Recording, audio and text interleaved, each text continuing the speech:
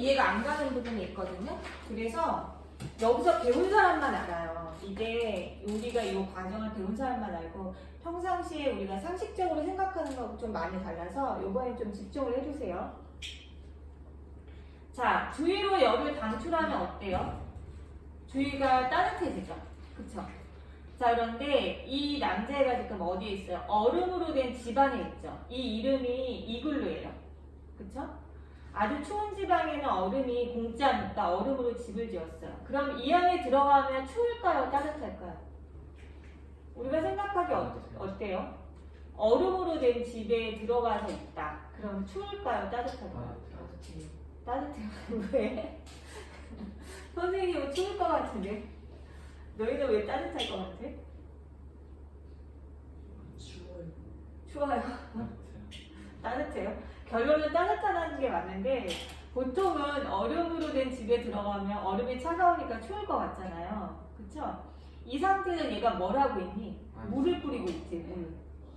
그러면 약간 미친 애 같잖아.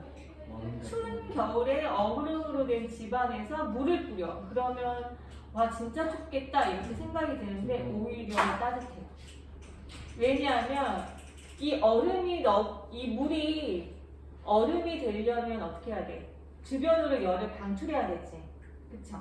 그래서 얘가 지금 물을 뿌리면 물을 여기에 이렇게 뿌리는 게 사실은 이 벽에다 다 쳐발라요. 원래는. 그러면 어떻게 되냐면 여기 있는 물이 얼음으로 된단 말이야. 그러면 주변에 열을 방출해요. 그러니까 벽이 뜨끈뜨끈해지는 거예요. 그래서 이 안의 공간이 따뜻해. 생각보다 훨씬. 자, 그 다음에 요거 이제 우리나라 예전에 제주도에서 몇 번 했었어요. 갑자기 추워질 때 요걸 했었는데 겨울철에 오렌지 나무가 있거든요. 근데 오렌지는 따뜻한 데서 자라야 되는데 갑자기 온도가 추워진대요. 그럼 어떻게 하냐면 추워지기 직전에 밤 10시에 가서 여기다 물을 뿌리는 거예요. 물을 잔뜩 뿌리는 거예요. 얼어 죽어라 이러고 물을 뿌리는데 그러면 겨울 밤에 이렇게 하면 얼음이 생기면서 되게 얘가 꽝꽝 얼겠죠. 그런데 밖은 어는데 안은 되게 따뜻해요. 그래서 오렌지가 멀쩡해요. 왜 그러냐면 물을 뿌리면 물이 얼음으로 되면서 또 어떻게 돼요?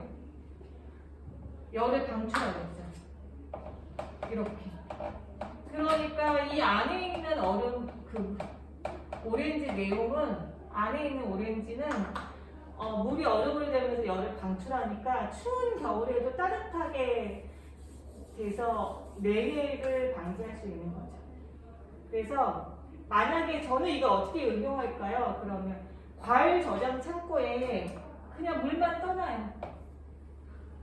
물을 큰 그릇에 떠서 놔두면 이 물이 얼음이 되면서 주변으로 열을 방출하기 때문에 주변이 뜨끈뜨끈해요. 황당하지만 저게 예전에 우리가 사용했던 방법이에요. 자, 두 번째는 이제 액화되는 감을 볼게요. 소나기가 내리기 전에 후덥지근하다. 왜 그러냐면 수증기가 물방울로 변할 때 액화열을 방출하기 때문에 오히려 더 덥다고 느끼는 거예요. 그 다음에 더운 여름철에 시원한 곳에 있다가 밖으로 나오면 후덥지근하다. 이건 왜 그러냐면 공기 중에 수증기가 피부에 닿으면 물로 액화되면서 열 에너지를 방출하니까 아이고 더워 이렇게 느끼는 거예요. 자, 밑에 있는 건 잘 안 나오는데 우리 공부 너무 잘하니까 선생님이 요거까지 한번 설명해 볼게요. 에어컨의 원리는 어떻게 하냐면 기화열을 흡수하는 원리예요.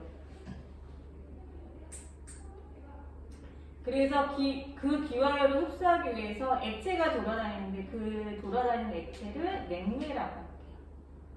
그래서 냉내가 실내에서 열 에너지를 흡수해요. 그러면 차가운 공기를 실내에다 버리고요. 밖으로 나와서 실외에다가는 더운 바람을 버려요. 그러니까 만약에 실외기 없이 저는 에어컨을 사용할래요. 그러면 그럴 수가 없는 거예요. 자, 그 다음에 증기 난방기. 선생님 요거 겨울철에 많이 이용하는 건데 열 에너지를 방출하거든요. 이 원리가 수증기 액화할 때 일어나는 열 에너지를 방출하는 거예요. 그리고 반대쪽에서는 수증기 기화해서 열 에너지를 흡수하고. 그러니까 흡수하고 방출하는 걸 동시에 같이 하는 거예요. 모든 기계가. 그래서 에어컨 뒤쪽은 뜨겁고요. 그 다음에 얘 난방기 뒤쪽은 차가워요. 자, 얘는 한번 읽어만 보세요. 냉방기하고 난방기. 저 이런 거 재밌어요. 그러면 뭐 기계공학과? 뭐 이런 데 가면 돼요. 왜? 그 관심 있어요? 아니요. 자, 요번에는 에탄올을 가열하면서 진짜 끓는 점이 어떻게 나타나는지 한번 확인해 볼게요. 실험을 해볼게요.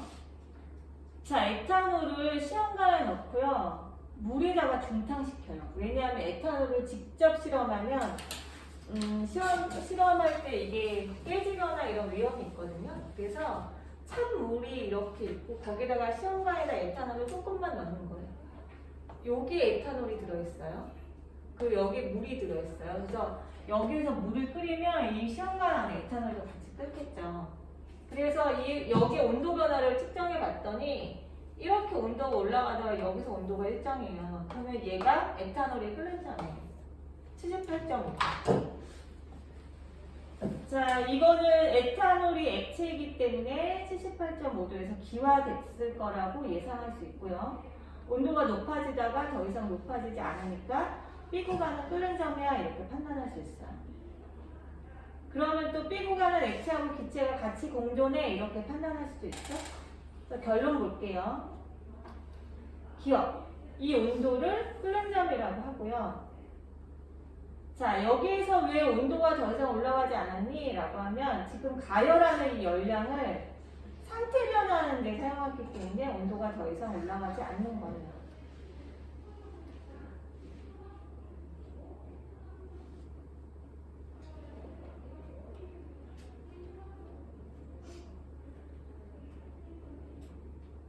자, 그래서 173쪽의 나머지 부분도 한번 읽어봐 주세요.